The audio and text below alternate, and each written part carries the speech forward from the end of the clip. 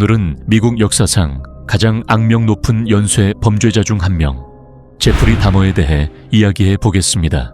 그는 17명의 남성을 살해하고 그 시신을 참혹하게 훼손한 뒤 그 일부를 섭취하는 행동까지 서슴지 않았던 인물입니다. 특히 그가 노렸던 것은 건장한 흑인 남성들이었습니다. 제프리 다머는 대체 어떤 삶을 살아왔을까요?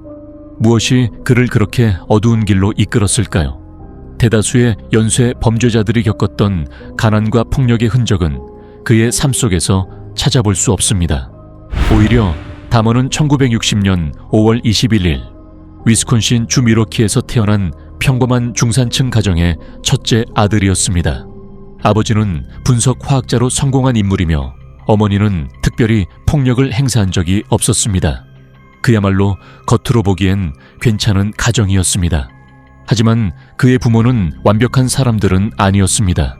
아버지 리오넬은 일에만 몰두하며 집을 자주 비웠고 어머니 조이스는 극심한 불안과 우울증에 시달리며 정신적, 육체적으로 점점 더 병들어 갔습니다. 집안에서 벌어지던 부부싸움은 경찰이 개입해야 할 정도로 심각했고 다머는 그 혼란 속에서 방치된 채 성장하게 됩니다. 다머가 어렸을 때부터 품어왔던 감정들이 어떤 식으로 뒤틀려 갔는지 아무도 눈치채지 못했죠. 14살이 되었을 무렵 그는 자신이 남자들에게 성적으로 끌린다는 사실을 깨달았습니다. 하지만 그 감정은 단순한 동경이 아니었습니다. 그의 욕망은 순종적인 남성을 지배하고 그들을 자신의 통제 아래 두고 싶은 강한 집착으로 변해갔습니다. 다머의 마음속에서 그가 지배하고 싶은 것은 단순한 성적 대상으로 끝나지 않았습니다. 그는 생명 그 자체를 장악하고 싶은 충동에 사로잡혔습니다. 그의 첫 번째 범죄 계획은 그가 매일같이 바라보던 한 젊은 조깅 남성에게서 시작되었습니다.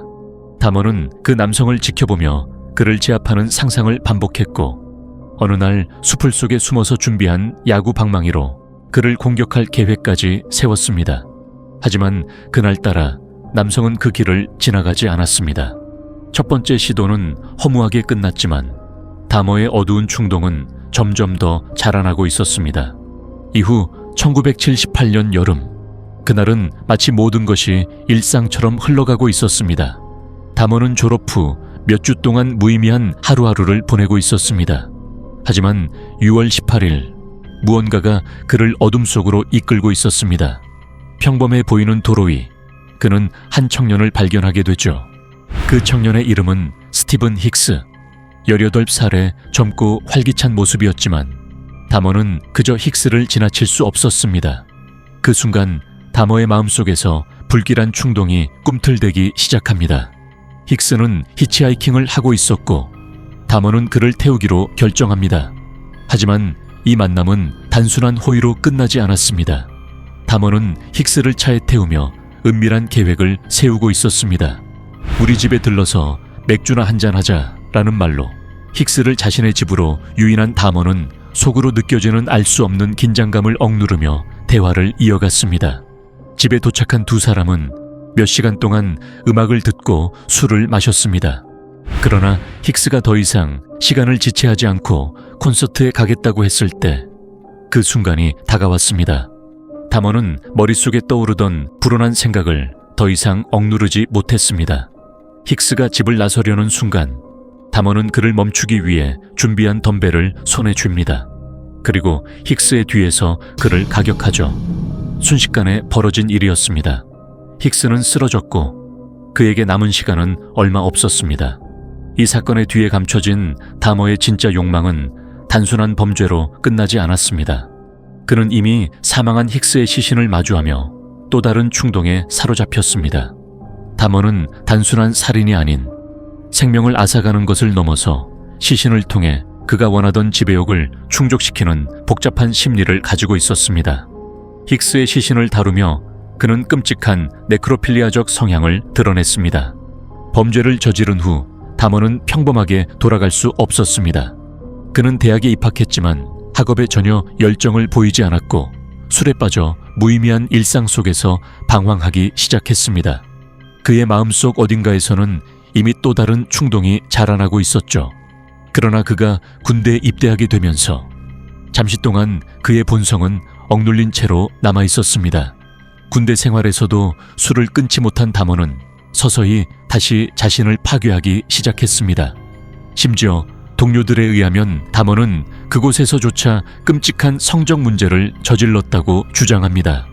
1980년대 중반, 그의 삶은 갈수록 어두운 길로 접어들었습니다. 1987년 11월 20일, 그는 한 게이바에서 스티븐 톰이라는 남성을 만났습니다. 다모는 그를 호텔로 유인했지만 그의 의도는 불확실했습니다. 약물을 투여한 후 잠이 든 그는 깨어났을 때 토미의 시신이 침대 밑에 놓여 있음을 발견합니다. 과연 그는 의도하지 않았던 범죄의 뿌리에서 어떤 심리적 갈등을 느꼈을까요? 다모는 그 시신을 큰 여행 가방에 담아 할머니의 집으로 옮기고 머리만 남긴 채 처리합니다. 무려 2주간 그는 토미의 머리를 성적인 수단으로 사용하며 어둠 속에서 자신의 욕망을 탐닉했습니다. 이 사건 이후 다모는 더욱 적극적으로 희생자를 찾기 시작했습니다. 그는 주로 게이바에서 타겟을 선정하고 그들을 할머니의 집으로 유인했습니다. 피해자들에게 약물을 주입하고 의식을 잃게 만든 뒤 목을 졸라 처리하는 방식은 점차 그의 범죄 패턴으로 자리 잡았습니다. 그의 세 번째 희생자인 14세 흑인 소년 제임스, 독 스테이터는 그에게 누드 사진을 찍어주겠다는 유혹으로 집으로 끌려왔습니다. 그 소년의 시신은 약 일주일 동안 지하실에 방치된 채 다모의 심리적 고뇌와 외로움의 상징이 되었습니다. 1991년까지 다모는 10대에서 20대 사이에 젊은 남성을 대상으로 범행을 계속했습니다. 그들은 관계를 맺었고 상대방은 처리당했습니다. 시신은 그가 감추고 싶었던 비밀을 드러내는 수단이 되었습니다. 할머니의 집 지하실에서는 끔찍한 악취가 퍼졌고 그 악취는 다모의 내면에서 퍼져나오는 공포와 불안의 상징이었습니다. 결국 할머니는 더 이상 그와 함께할 수 없다고 느끼고 독립을 요구했습니다. 그렇게 1990년 5월, 제프리 다모는 미러키의 우범지대에 위치한 아파트로 이사했습니다. 이곳은 그가 독립한 후 혼자 생활하게 된 장소로 이후 그의 범죄가 더욱 대담하게 진행된 곳이기도 합니다. 이 아파트에서 그는 끔찍한 실험과 범죄를 반복하며 자신의 내면의 어둠을 표출했습니다. 제프리 다모의 다음 범죄는 단순한 연쇄 사건을 넘어서 경찰의 아니라고 무능한 태도가 만들어낸 비극으로 가득 차 있습니다. 1991년 5월 26일, 다모는 위스콘신 애비뉴에서 14세의 코레나 신사 손폰을 발견하고 사진을 찍어주겠다는 달콤한 제안으로 그를 자신의 아파트로 유인했습니다. 다모는 그곳에서 신사 손폰에게 수면제를 먹여 의식을 잃게 한 뒤 잔혹한 실험을 감행했습니다. 하지만 이 사건의 가장 충격적인 부분은 신사 손폰이 다모의 아파트에서 탈출을 시도했을 때 발생합니다. 그는 거리에서 도움을 요청하며 괴로워했지만 그의 외침은 무시당했습니다. 3명의 여성이 그를 발견하고 즉시 경찰에 신고했지만 도착한 경찰은 그들의 경고를 묵살하고 다모의 말을 그대로 믿었습니다. 다모는 평온한 태도로 신사 손폰을 자신의 19살 남자친구라 주장하며 그들 사이에 다툼이라고 설명했습니다. 경찰은 단순히 두 사람의 말만 믿고 심각한 부상을 입은 신사 손폰을 다모의 집으로 돌려보냈습니다. 이때 경찰의 태도는 그야말로 무능력의 극치였습니다. 신사 손폰의 상황이 긴급하다는 것을 인식하지 못하고 단지 연인 간의 문제로 치부해버린 것입니다.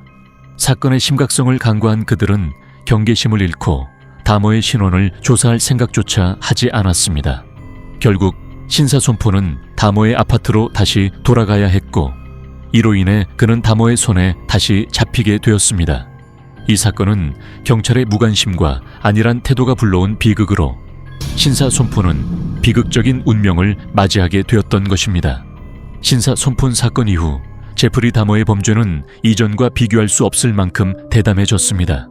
1991년 여름, 그의 폭력적인 본능은 더욱 격렬하게 표출되었고 6월부터 7월까지 그는 20대 남성들을 연속적으로 처치하며 자신의 잔인함을 더욱 드러냈습니다.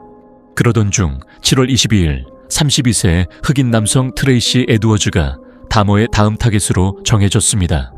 에드워즈가 다머의 아파트에 발을 들이자마자 그의 감각은 알 수 없는 불안감으로 가득 차기 시작했습니다. 주변은 끔찍한 악취로 가득했고 방 안에는 수상한 염산과 이상한 상자가 어지럽게 놓여 있었습니다. 다머는 그냥 청소용품이야라며 쿨하게 넘기려 했지만 에드워즈의 직감은 이미 경고 신호를 울리고 있었습니다. 그는 이곳이 안전하지 않다는 것을 깨달았습니다. 하지만 상황은 곧 더 악화되었습니다. 다머는 예고 없이 에드워즈에게 수갑을 채우며 자신이 심장을 먹겠다고 위협했습니다. 그 순간 에드워즈의 심장은 두려움으로 쿵쾅거렸습니다. 그러나 그는 절망에 빠지지 않고 침착함을 유지하려 했습니다. 저기 다머, 우리 좀 이야기해봐요 라고 말하며 다머를 달래려 했습니다. 그의 머릿속에는 탈출을 위한 한 가지 계획이 떠올랐습니다. 다머가 방심한 순간 에드워즈는 재빨리 그를 밀쳐 넘어뜨렸고 아파트를 빠져나갔습니다. 세상이 그를 구속할 것처럼 느껴졌지만 에드워즈는 전속력으로 도망쳤습니다. 밖으로 나온 에드워즈는 거리에서 순찰 중인 2명의 경찰관을 발견했습니다. 그들의 모습은 마치 구세주처럼 보였고 그는 다급하게 팔을 흔들며 그들에게 다가갔습니다.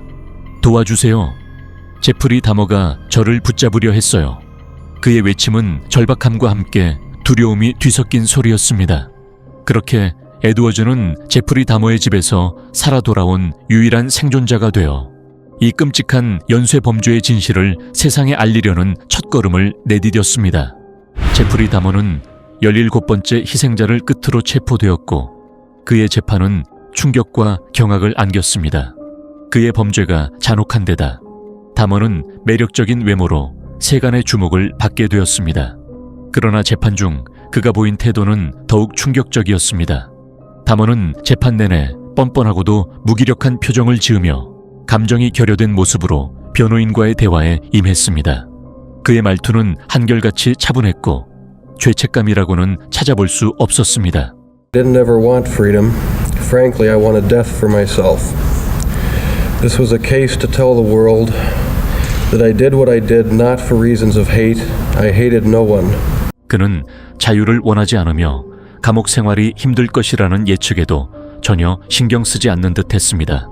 모든 혐의를 인정했음에도 불구하고 그의 태도는 마치 자신이 죄를 범한 것이 아닌 남의 이야기처럼 느껴졌습니다. 그렇게 다머는 종신형을 선고받고 컬럼비아 교정기관으로 이송되었습니다. 그의 수감 생활은 예상 외로 평범했습니다. 그는 수감자들 사이에서 큰 문제를 일으키지 않았고 마치 자신이 사회의 일원인 듯이 조용히 지내는 모습을 보였습니다. 그의 뻔뻔한 모습은 감옥에서도 계속되었습니다.